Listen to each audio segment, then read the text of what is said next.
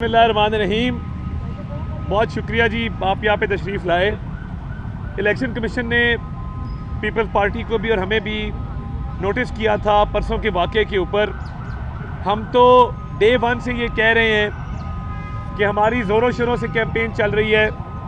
हम गलियों में, मोहल्लों में, बैठकों पे, दुकानों पे, थड़ों पे जा रहे हैं और करिया करिया फिरे हैं और भरपूर मोमेंटम के साथ कैंपेन की है। तो ये पीपल्स पार्टी के पास ना तो तंजीम मौजूद है, ना वोटर मौजूद है, ना सपोर्टर मौजूद है। उनके पास एक ही चीज़ मौजूद है, वो पैसा है। वो पैसे के ज़रिए इस इलेक्शन को ख़रीदना चाहते हैं, इस इलेक्शन को कंट्रोवर्शियल करना चाहते हैं और वो चाहते हैं कि वोट ख़रीद के लाहौर के अंदर इंतशार फैलाया जाए और लाहौर के अमन को ख़राब किया जाए, लाहौर की सियासत को आलूदा किया जाए और लाहौर की सियासत पे करप्शन के दाग लगाए जाएं। तो बात यह है कि बिलावल भुट्टो ज़रदारी साहब एक वडेरे हैं, वडेरा इब्ने वडेरा है और बात रोटी कपड़ा मकान की करता है। रोटी लोगों को क्या देनी थी, कराची के लोगों का पानी छीन लिया, टैंकरों में घरों में पानी जाता है। इधर लाहौर शहर देखें, यहाँ से ऑरेंज ट्रेन गुजरती है, मेट्रो बस गुजरती है, यहाँ पे टैंकरों से सड़कें धुलती हैं, यहाँ पे तामीर और तरक्की के निशान है। हमारा प्यारा शहर कराची जो टैक्स देता है, सिर्फ इनकी बददियानती की वजह से, इनकी करप्शन की वजह से, इनकी बदउनवानी की वजह से आज खंडरात की हालत पेश कर रहा है। और बारिश जब आती है तो पानी आ जाता है, तो लाहौर में जब बारिश आती है तो पानी नहीं आता। यहाँ पे ड्रेन बने हैं, यहाँ पे सीवरेज का सिस्टम बिछाया गया है, कराची डूबा हुआ है। अब बाहर के मुल्कों की तस्वीरें लगा के कह रहे हैं बाहर भी ये होता है। तो भाई बाहर के मुल्कों में और फैसिलिटीज़ भी होती है बिलावल भुट्टो। बाहर के मुल्कों में सोशल सिक्योरिटी होती है, बाहर के मुल्कों में पब्लिक ट्रांसपोर्ट अच्छी होती है, बाहर के मुल्कों में सड़कें अच्छी होती हैं, तालीम की सहूलियात अच्छी होती हैं। बिलावल भुट्टो की अजीब मंतक है कि जब पानी खड़ा होता है तो बाहर के मुल्कों की मिसाल देते हैं। अपनी एजुकेशन को कंपेयर करो, अपनी हेल्थ को कंपेयर करो। PKLI जैसा एक अस्पताल बता दो जो तुमने सिंध के अंदर बनाया हो। लाहौर आए हो, वेलकम करते हैं, सियासत पे आपका हक है। और असलम गिल साहब मेरे बड़े भाई हैं। इस उम्र में एक नौजवान का नाम बिगाड़ना, आपकी वालिदैन ने आपकी तरबियत ठीक नहीं की। आपको चाहिए था कि आप एक बड़े के तौर पे शफकत से बात करते।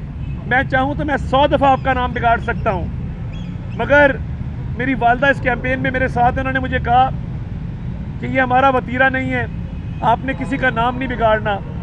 तो ये करप्शन की जो सियासत कर रहे हैं जगह जगह पे, उस दिन भी हमने पुलिस को रिपोर्ट किया, हम इनके लोगों को थाने लेके गए, हमने कुरान पाक, सूरह यासीन, बाइबल, मुकद्दस किताबों पे हाथ रख के रिश्वत देने का जो काम कर रहे थे वो रंगे हाथों पकड़ा और थाने में तमाम रिकॉर्ड जमा करवाया। हमारे पास एविडेंस है। इलेक्शन अल्लाह के फजल से हम जीते हुए हैं, वाज़े बरतरी है। बिलावल भुट्टो घबरा के, डर के, खौफ के साए में ये ख़रीदारी कर रहा है। लाहौर के गयूर अवाम तुम्हारे पैसे को रिजेक्ट करेंगे। तुमने सिंध में करप्शन की सियासत की है, हर चीज़ पे कमीशन लिया है। मिस्टर 10% से मिस्टर 70% का लक़ब मैं देना चाहता हूँ आपको कि आपने यहाँ पे जो रेट लगाए हैं और जो वोट ख़रीदने की कोशिश की है, ज़मीर ख़रीदने की कोशिश की है, आपकी हिकमत अमली कामयाब नहीं होगी। शेर धाड़ेगा, शेर कामयाब होगा और इंशाअल्लाह ताला आपको वाज़े अक्सरियत से हम हराएंगे और आपकी करप्शन की सियासत को दफन करेंगे। लाहौर में नो एंट्री बिलावल साहब, आपको वोटों के जरिए मात देंगे, सपोर्टरों के जरिए मात देंगे। तो क्या वो अपने भाई को बचाने के लिए आपकी दरख्वास्त पर अभी तक मुकदमा दर्ज नहीं किया?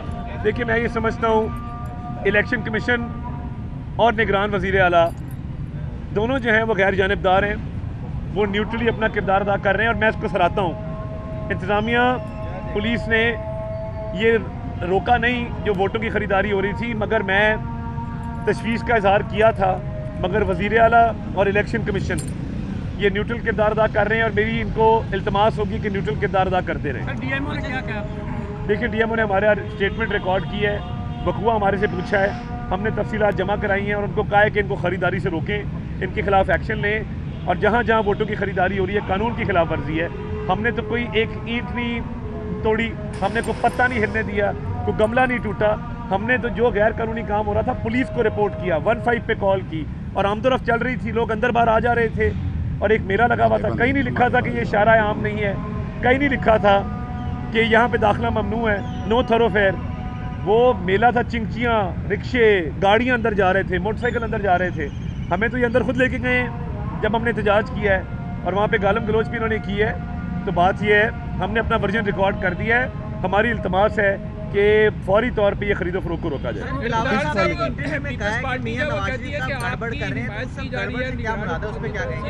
बिलावल साहब को चाहिए कि अपनी बड़ी आलीशान गाड़ी से उतर के बड़ी बड़ी सड़कों से बाहर आके गली कूचों में जाएं, अपने नाजुक पैर कभी किसी गरीब खाने में भी जो है वो दाखिल करें, क्योंकि वो उनको समझ नहीं है सियासत की।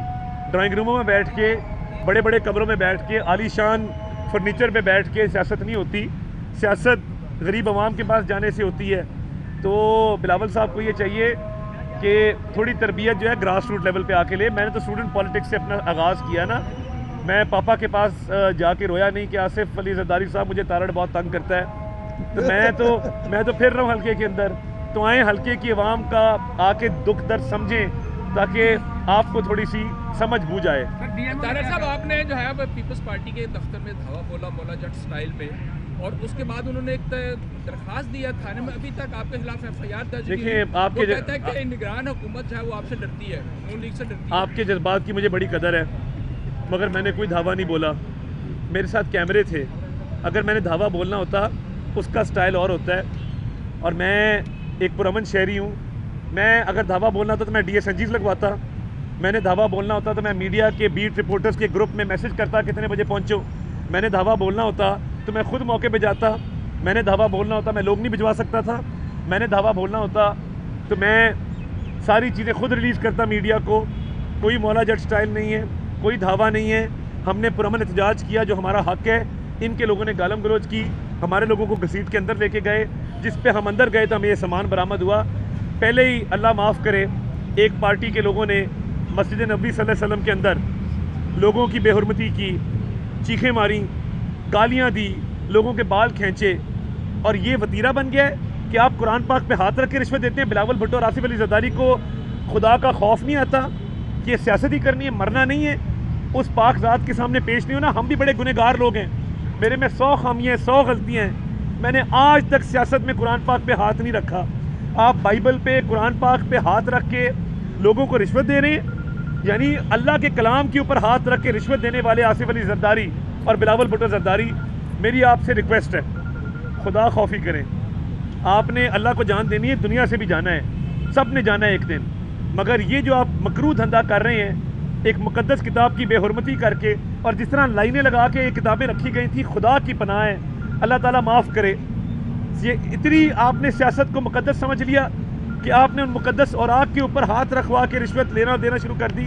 तो मैं तो यही कहना चाहता हूँ कि खुदा का खौफ करना चाहिए बाप बेटे को।